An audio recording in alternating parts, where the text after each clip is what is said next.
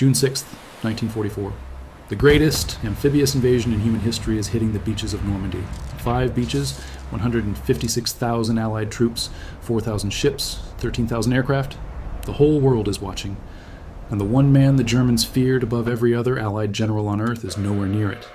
He is sitting in England, alone, listening to the BBC on the radio, reading about the invasion in real time just like a civilian. Just like you. George Smith Patton Jr., the most aggressive, the most feared, the most dangerous battlefield commander the United States Army had produced in the entire 20th century, was deliberately kept away from the biggest battle of the war. And the reason why is a story that most history books skim right past. This is the true story of why Patton was cut out of D-Day planning, why the man his own soldiers called Old Blood and Guts spent the most important morning of World War II sitting in a country house in Knutsford, England, fuming, and why Eisenhower, his old friend, his commander, made that call, and why quietly behind closed doors that decision may have been the single most important strategic move the Allies made in the entire European war. If you value documented deep dive military history like this, subscribe. It is the best way to support our work, and comment from which city you are hearing this from right now.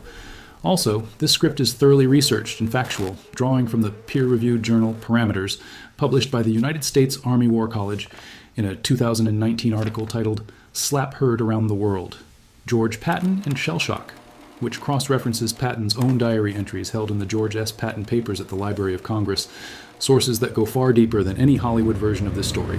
Now back to the information. August 3rd, 1943, Sicily. Patton is visiting the 15th Evacuation Hospital near Nicosia. He is the commanding general of the 7th United States Army, 90,000 men, a legend. He walks through the ward. There is a young private sitting on a stool, no visible wounds. His name is Charles H. Cool, 21 years old, from Mishawaka, Indiana. Patton asks what is wrong with him. Cool says, "I guess I can't take it." That is all he says. 6 words. Patton explodes. He slaps Cool across the face with his gloves, grabs him by the collar, drags him to the tent entrance, kicks him out into the Sicilian sun, and screams at the doctors not to admit what he calls a coward. What Patton did not know, what the doctors knew seconds after he left, is that Private Cool had a temperature of 102.2 degrees. He was sick with malaria and dysentery. Not cowardice. Disease. Patton went home that night and wrote in his diary, "Companies should deal with such men, and if they shirk their duty, they should be tried for cowardice and shot." 7 days later, August 10th, he did it again, this time at the 93rd Evacuation Hospital near Santo Stefano. Private Paul G. Bennett, 21 years old, a gunner from South Carolina, 4-year Army veteran with a clean record. Bennett was shivering on his bed, feverish. His best friend had just been severely wounded in combat. He started to cry when Patton approached. "It's my nerves," Bennett said. "I can't stand the shelling anymore." Patton pulled out his pistol, waved it in the private's face, called him every name in the book, slapped him so hard his helmet liner flew off, then slapped him a second time as the man broke down in tears. Nurses and doctors were watching. All of them. Word traveled fast. 4 war correspondents, Damari Bess of the Saturday Evening Post, Merrill Miller of NBC News, Al Newman of Newsweek, and John Charles Daly of CBS News, heard about it within days. On August 19th, Bess flew to Algiers and sat down with Eisenhower's chief of staff, Major General Walter Bedell Smith. He laid it all out. Eisenhower was furious. He wrote Patton a private letter dated August 17th, before he had even been told about the Bennett incident, calling his behavior brutal and stating he might have to send him home. Then the journalists made a demand: fire Patton, or they would print the story. Eisenhower refused to fire him. The reporters agreed to kill the story for the sake of the war effort. 60 correspondents in Sicily and North Africa, British and American. Not one word printed, not one. But Eisenhower had a problem. He could not ignore what Patton had done, and he could not pretend it did not happen. So he ordered Patton to personally apologize, not just to Cool and Bennett, but to every division in the 7th Army. Patton shook Bennett's hand on August 21st. He apologized to Cool on August 22nd. Then he stood before his troops and gave emotional speeches. The men mostly stared at him in silence. Some units received him with open arms because they loved the man. But the damage was done. The Army Chief of Staff, General George C. Marshall, was kept in the dark by Eisenhower, who wrote Marshall on August 24th, praising Patton's Sicily performance and saying nothing about 2 slapped soldiers. He buried it. Then November 21st, 1943 happened. At 7 in the evening, Eastern Time, journalist Drew Pearson opened his radio program on the Blue Network. He dropped everything. He told America that Lieutenant General George Patton had struck a soldier in a hospital, had been reprimanded by Eisenhower, and probably would never see important combat again. The reaction was instant. Congress demanded Patton be court-martialed. Some demanded he be fired. Mothers wrote letters saying their sons were next. Eisenhower's headquarters released a statement the next day saying Patton had never been reprimanded, which was technically a lie because the letter of reprimand existed and was already in the file. Public opinion cracked down the middle. Half of America wanted Patton gone. The other half thought slapping a soldier who would not fight was completely reasonable. Eisenhower sat in the middle of all of it. He had a decision to make. And here is where the story gets complicated, because the man Eisenhower could not fire was the same man the German High Command was most terrified of. Field Marshal Erwin Rommel, the Desert Fox, had fought Patton in North Africa. He knew what Patton was. The German intelligence services watched every move Patton made. They believed, because they had to believe, that wherever Patton was, the main Allied thrust would follow. He was not just a general to the Germans. He was a compass. You track Patton, you know where the real attack is coming. This fact, this one psychological reality, was about to become the most valuable military asset the Allies possessed. Cold, quiet. February 1944. Planning for the invasion of France is in full force at Supreme Headquarters, Allied Expeditionary Force under Eisenhower. The challenge is enormous. The Germans know the Allies are coming. They know it is going to be somewhere on the French coast of the English Channel. They have the 15th Army parked at Pas de Calais, the shortest crossing point, 20 miles from Dover, and the 7th Army covering Normandy, 100 miles southwest. Both armies are roughly 150,000 men each. If the Germans knew the real landing site in advance, they could concentrate everything. The Allies would hit the beach, outnumbered 2-1.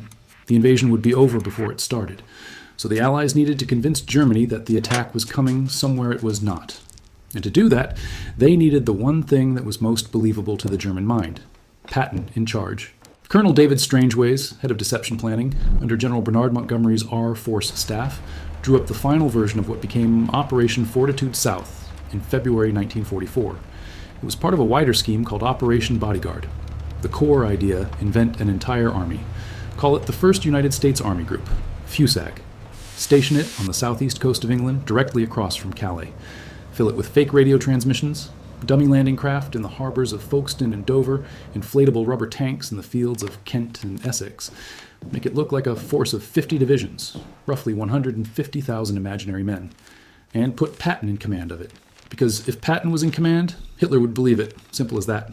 Eisenhower took Patton, a man he was supposed to fire, a man Congress wanted court-martialed, and gave him the most critical role in the most important deception operation in the history of warfare. He told Patton to be visible, make noise, be seen. Patton went on tour across southeast England, giving speeches at public events, appearing at women's clubs, shaking hands in hotel lobbies. He stopped Brigadier General James Gavin in a hotel lobby in London one afternoon, and, loud enough for anyone nearby to hear, said, "See you in the Pas de Calais, Gavin." That kind of thing. Calculated, deliberate theater.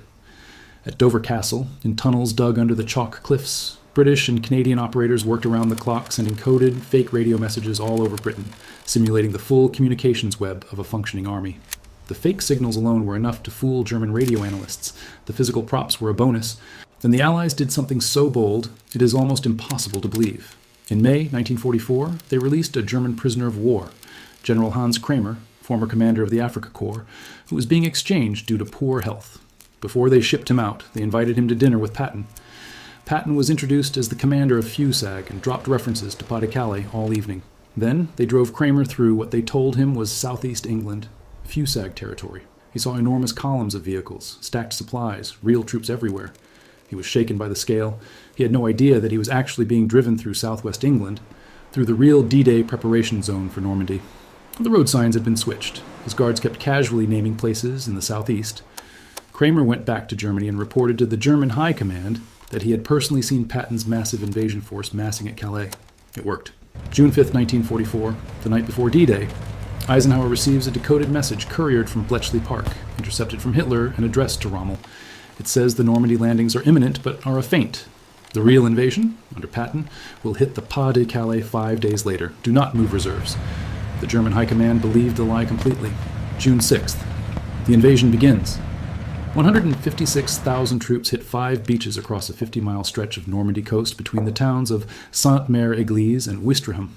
By dawn, 1,136 heavy bombers of the Royal Air Force Bomber Command had dropped 5,853 tons of bombs on coastal batteries. The 82nd and 101st Airborne Divisions were already on the ground behind enemy lines. and the German 15th Army, the strongest force the Wehrmacht had in France, the one that could have destroyed the invasion if thrown into Normandy, stayed put, parked at Calais, waiting for Patton. Even after D-Day, when the whole world could see that Normandy was the landing, Hitler still refused to release the 15th Army. He believed Normandy was the diversion, and Patton was still coming with the real force. Spanish double agent Juan Pujol Garcia, known to MI5 as Garbo, sent messages to his German handlers after June 6th, telling them that Normandy was a red herring, and the main attack under Patton was still coming. The Germans believed him. He was their most trusted source. Hitler held the 15th Army in place for 7 full weeks after D-Day. The Allies had hoped to buy 2 weeks of indecision. They got 7. Military historians writing in the journal Parameters in 2019 documented that this extended deception, rooted in Patton's controlled visibility, was likely decisive for the entire Normandy campaign. But here's the part that costs. While the deception held, Patton sat. He had to sit, or the whole thing collapsed. If Patton appeared in Normandy too soon, the Germans would know Fusag was fake. They would release the 15th Army.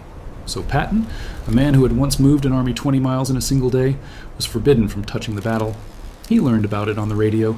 He watched other generals get the glory he had spent his whole career preparing for.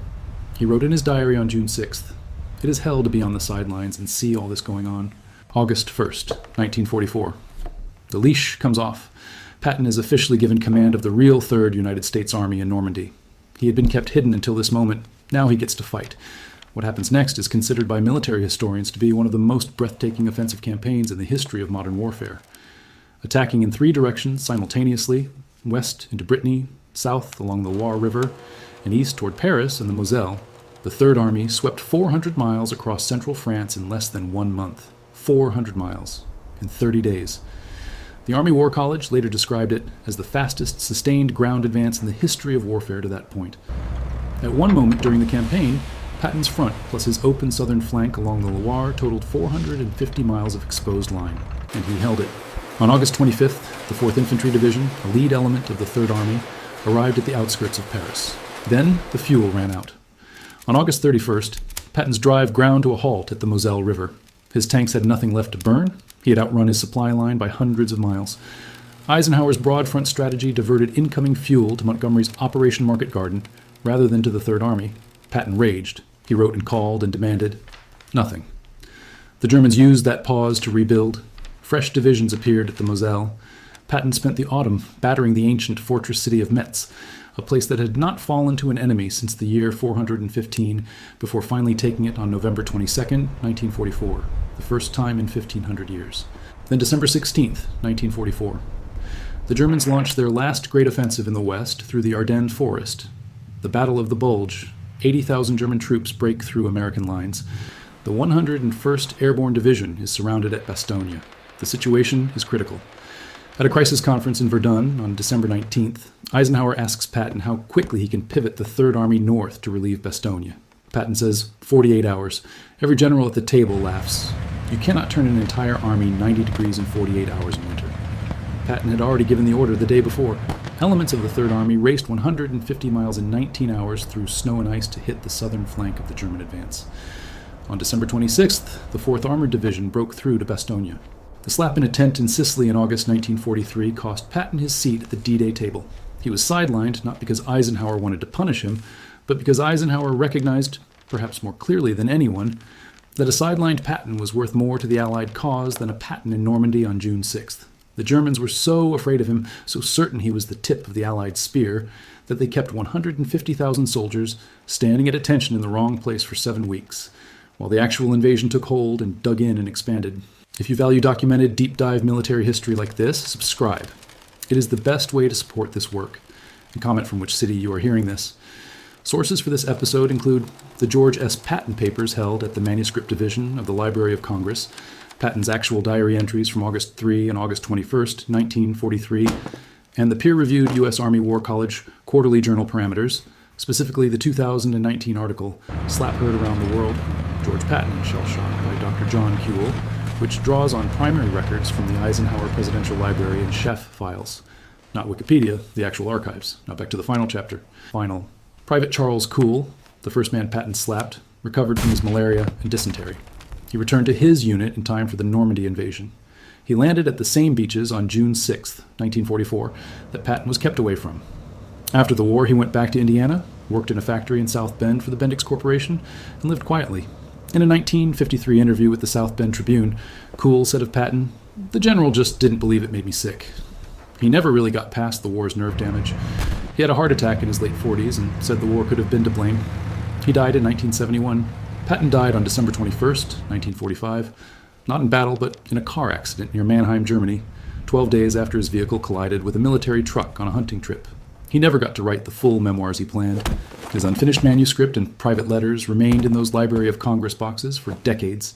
In the archives of the Supreme Headquarters Allied Expeditionary Force, declassified and now held at the National Archives in College Park, Maryland, there is a single internal assessment written sometime in the autumn of 1944, estimating the effect of Operation Fortitude on the German order of battle. The assessment calculated that the 15th German Army, 19 divisions, roughly 250,000 men, remained fixed at Calais for the critical 7 weeks following June 6th, because German intelligence continued to believe Patton's Fusag was real and coming. 250,000 soldiers who never reached Normandy. Because one general was famous enough to be believed, even when he was doing absolutely nothing. He wasn't on the beach. He was a ghost. And the ghost won.